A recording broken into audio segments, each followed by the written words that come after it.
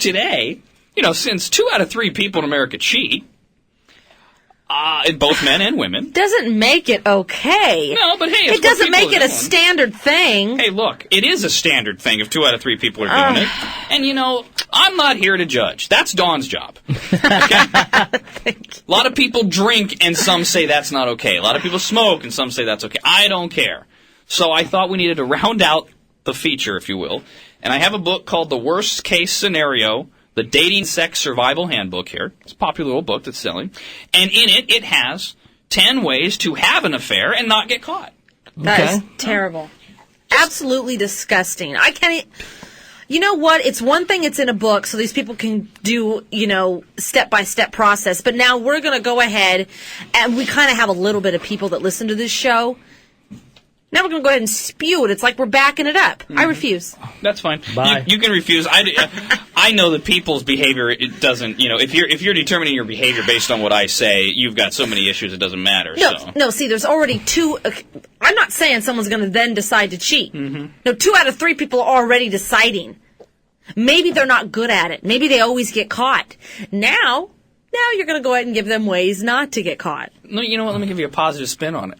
Look at it this way, Dawn. Maybe this is the only thing they'll do right in life. We're going to give them a sense of accomplishment. I thought you were leaving.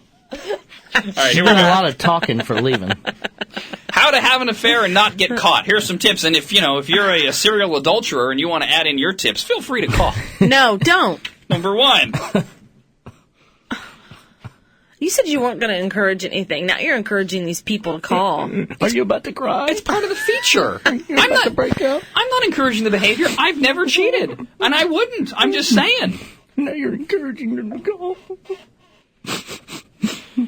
Number 1. Assemble. Now, this assumes you found the person you want to cheat with. Okay. You're going to have to do that on your own. Nice. So first you... First, you set out to find someone you think you want to have a relationship with. Right. But along with the characteristics you're looking for in someone, you make sure it's someone you could cheat on. Right. Nice. Well, you have somebody, and then I can't help you find your mistress, is in other words. Oh, I see. What I'm helping you do is hide it. Oh. A lot of folks don't look for their mistresses. Their mistresses just find them. So we're assuming you've got your mistress or mastress, whatever it is, okay? This Number is 1. a disgusting conversation. Before beginning the affair, you should do these things, at a time.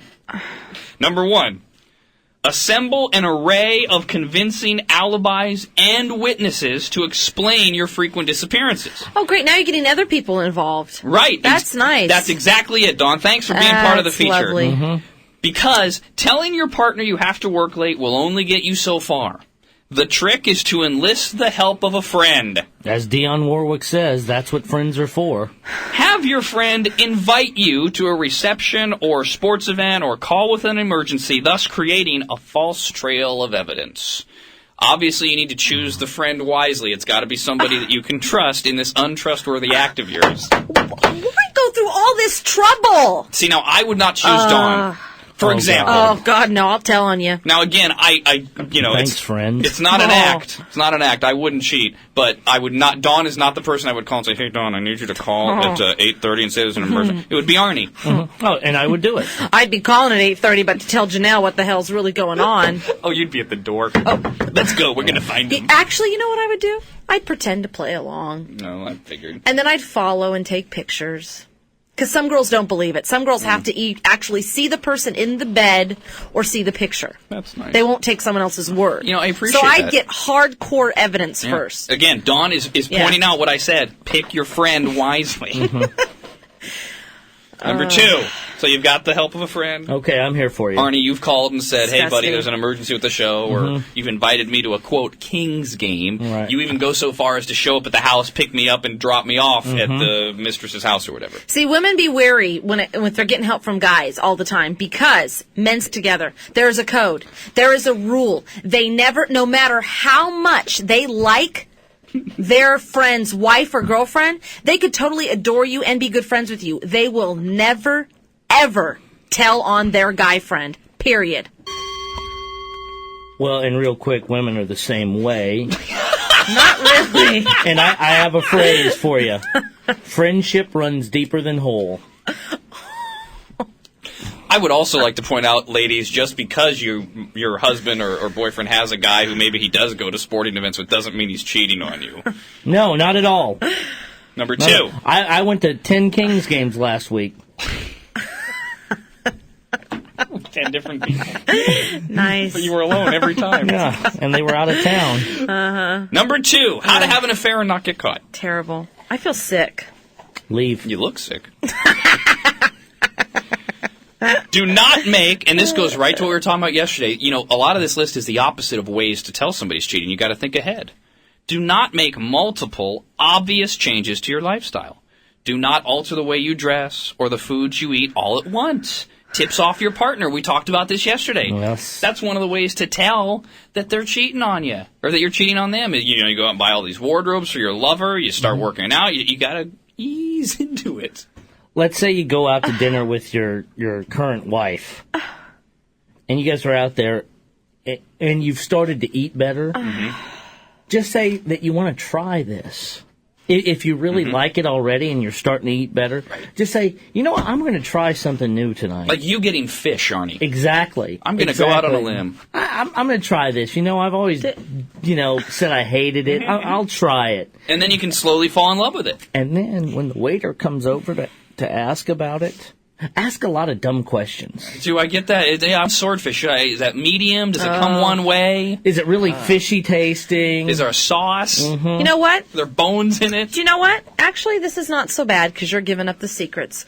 All you people that think you're being cheated on, all the 1 out of 3 that don't, take notes of all this because if they start gradually doing all this stuff, you've caught them anyway. Yeah, if you take notes, every marriage is going to break up that listens to this show. Hello, John. Good morning. Oops. Sorry. Let's try Rick. Good morning, Rick. How you guys doing? What's up, I Rick? want to say, Don is correct that men will not say anything about other men, but women are 10 times more conniving. They will recruit their friends, everybody from work, and their family to help them hide if they're seeing some new guy. Yeah, if they can get the circle of friends to help, it's pretty evil. Women will use their children to help them. Some What? will. Some will. What? What? I'm done. I'm holy. No, that is terrible. I'm not saying I'm holy. Tanya just admitted she has. Oh, Tanya. God bless you for being honest. Oh. Number 3, ways to have an affair and not get caught. Terrible. Now, this is similar to the last one, how you're starting to eat different and you're starting to dress different because you've got a lover and you're trying to impress her or him and be with him, right? Similarly, if your lover, which is not your spouse, this is the person you're cheating with, your lover has encouraged you to become interested in new things, like let's say the person you're having an affair with is into sports, but your husband isn't, right? Okay. Do not start to suddenly talk about those new things with your partner. If you're a woman and you're going to have an affair and your husband doesn't like sports, but you're having an affair with a guy who loves sports and that's one of the attractions, you can't suddenly turn on the Masters this weekend. No. Your husband's going to be like, whoa, what's going on here? Sports fan. It's the same. You got to ease into it. Maybe say you're going to the grocery store and go to a sports bar and watch it. If you just have to watch so you can talk to your lover about it. Great. Just more lies. Your whole life is a lie. You're just covering up one lie for another lie. Why don't you just leave your husband or your wife or your boyfriend or girlfriend so you can then be with that person? You know I agree with that. Well, I'm just saying, a lot of people don't look at it that way, and obviously 2 out of 3 are cheating, and I think they've already determined their whole life is a lie. So what's another, 10 from this list? Why are we even talking to these people? Because it's 2 out of 3 Americans. It's the majority. Disgusting. So you know why, Dawn? Ratings. They're losers. That's okay, as long as they pay our bills. Number 4, similar again. Same thinking. You don't start eating differently. You don't start liking sports if your lover does and your partner doesn't. Next one, with your lover, one of the things you're attracted to this person for is they are different sexually. Probably more wild. The sex is more animalist. Don't start doing a whole bunch of new weird things in the bedroom you never did with your partner before. No, it's kind of like that whole dinner thing. Mm-hmm. Say, hey, would you mind trying backdoor on? Right. If you are having an affair because you found a woman who does anal and your wife doesn't, don't suddenly think your wife's going to do anal. No, it's just like the dinner. And plus, why would, you know what, really, let's think about why would you want to do that? Yeah. That's the whole point of having the affair. You don't want to turn your wife into the Oh, hot one. God, because then maybe your wife will turn into this hot thing you wanted in the bedroom. You'll quit having an affair, and you'll turn over a new leaf and be a good person. So in some cases, affairs are good. No, they're never good. Oh, all right. Robin, you know that. I just wanted to check. Hello, Jim. Good morning. John, have you ever heard it's cheaper to keep her? See? You're a pig. You are such an effing pig. Now look, Jim, you know I don't agree with that, but I understand that a lot of people believe that, and that's why they have affairs. Oh, my God. He's talking about, of course, the cost of divorce and things. By the way, Dawn, nice name calling. I don't care. Shocking. Dawn, you know what, Dawn defends it like this. We've thrown our morals out the window, so she's going to as well. She'll call names. We encourage cheating. I'm not encouraging. I'm just trying to help the people that are. Right. You're Exactly. Right. Exactly. We know people are going to cheat regardless. We're not going to stop 66% of married people from cheating. And we're not going to make the number go up to 75 by doing it. What is the difference? What? You're not encouraged. What'd you say? What did you say? You're not saying it's okay, but you're helping them.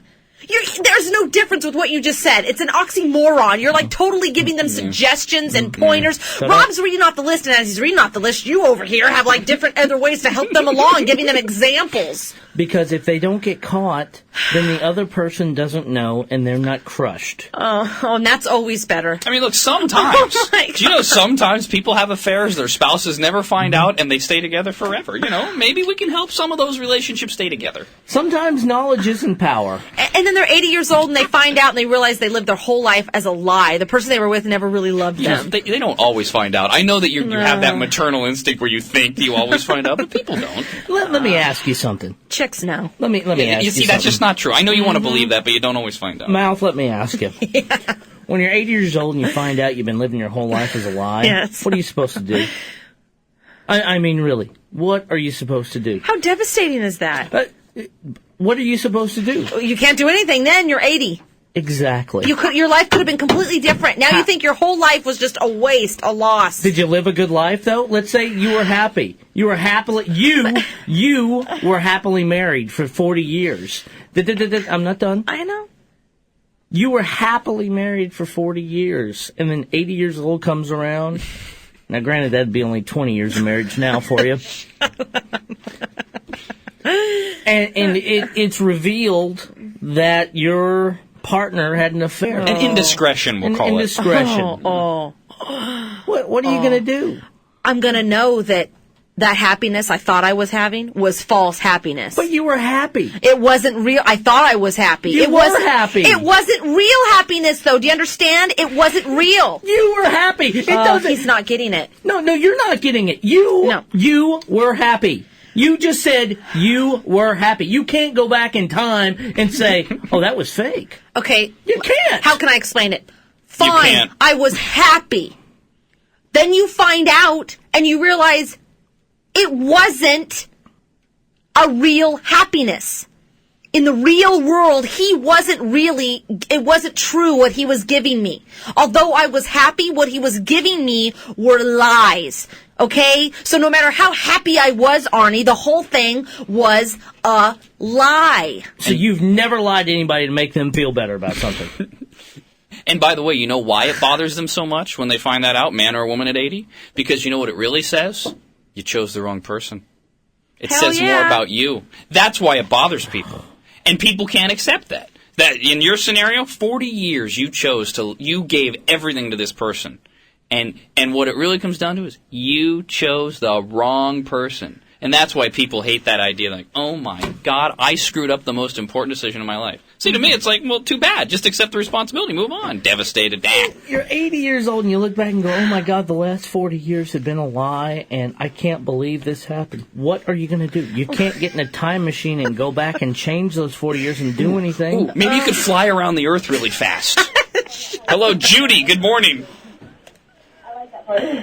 Judy? Yes. Yes. Hey. Hello. Hello. I want to talk to Dawn. Okay. Dawn, I don't know how you work with those two pigs. They are so disgusting. I cannot believe the things they are saying, and I am going to find a new radio station because that is just a bunch of bullshit. Chilted woman, and she's got a filthy mouth, too. Name caller, filthy mouth, and your husband's cheated on you. Shocking. I would have cheated on you, too. Oh, you guys, you don't know that. God cheated on her. Wow. Hello, Joe. Hey, that lady like Dawn, she has issues as well. But anyway. Nice, I hope you feel better now. Let's pretend that Dawn's married. Now, like I said, let's pretend. Whoa. Hold on. It takes a while to get into the make-believe machine for this. So, you guys got a lot of anger toward me. Go ahead, finish your little story. You guys have your 30-year reunion, and you guys are at dinner, you're gazing into each other's eyes, and you look and you say, God, honey, this is the best 30 years of my life. I've had so much fun. And then a week later he tells you he cheated on you. You're going to tell me that was all fake? Okay, my happiness might have not been fake, but his participation in the marriage was. I'm sorry you're not getting that, or it's not clear to you. Half the people that find out that they were cheated on were going along, they were having a great time, and they found out they were cheated on. So what I'm hearing is, because I was happy in this and I was having a great time, I should just then forgive the infidelity. Is that, hello, it's not how it works. I'm sorry for some dumb broads it does, but not for me. Good. That's exactly what I'm hearing. This guy say. Well, and some do. And again, I agree with you. Oh, you cheat, good Lord. You're gone. But a lot of people do say, hey, you know what? It's okay. It won't happen again. I was happy. Who cares? And man, those of you that don't understand, it's female logic. You're not going to understand it. And I'm not saying it's wrong logic. It's the way Dawn sees the world. You are never going to get it, just like she doesn't understand what Arnie's trying to say. This is those conversations. It's like you're the hamster, man. You're never going to get it. You're just turning around in a circle. See, this is what's wrong with the world, is that everybody is taking on this women mentality that we live to make other people happy. You have to live to make yourself happy. That's the way I look at life. And if it takes an affair? No, I'm not saying an affair, but if you go on and you find out that your lover had an affair and you were still happy, you had a happy life. Right, you shouldn't have invested that much in that person anyway. You made a bad choice. Hey, I made a bad choice. I got a ticket for it, too, one night. Yeah, but that's male logic. See, that doesn't make sense to most women. Hello there, Nikki. Good morning. Good morning. Hi, baby. How can you guys say that to people like Judy? I mean, how do you know that she hasn't been there and she hasn't been cheated on? I mean, do you realize the pain you might be inflicting upon your listeners? Not really my problem. I didn't cheat on her. And she called us names and then cursed at us. Yeah, please. Come on, Nikki. And anyone so sensitive who says they're going to change the station because we're doing a topic about how people get away with cheating is never going to survive listening to the show anyways. It's really tragic. People are way too sensitive. You included. All right? Pain inflicted on my listeners. Christ, we inflict pain every day on somebody, I'm sure. Oh, hello. Look at the three of us. How much pain. We do jokes about Dawn's dead father, my two dead mothers. Rob still jokes about my dead dog, which hasn't even been a year yet, and it still hurts. But I let him joke about it because I know I will beat him one day. The pain we inflict on ourselves every day is We've ridiculous. never done something this bad, though. Oh, really? Hello, Get out. Megan, good morning. Hello, Megan. Hello? Hey, baby.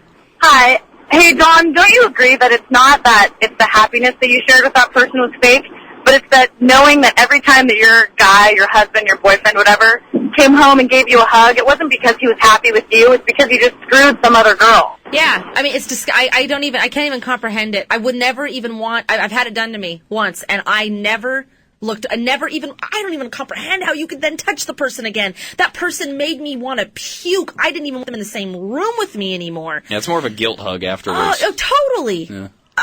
I can't wait to find that woman for me.